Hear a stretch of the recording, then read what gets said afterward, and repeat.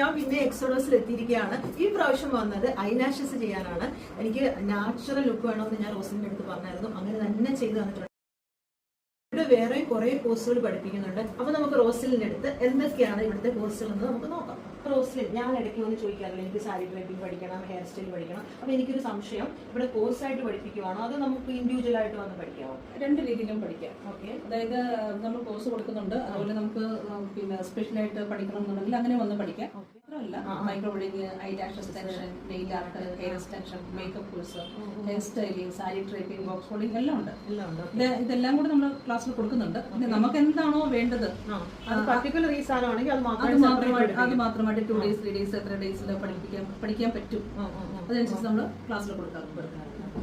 പിന്നെ റിഫ്ലെക്സോളജി ഉണ്ടെന്ന് റിഫ്ലെക്സോളജി ഇപ്പൊ നമ്മളോട് ചെയ്യുന്നുണ്ട്. കൈ, കാല്, നല്ല ഒരു പുതിയ എല്ലാവർക്കും നല്ല റിലാക്സേഷൻ കിട്ടുന്ന റിഫ്ലെക്സോളജി.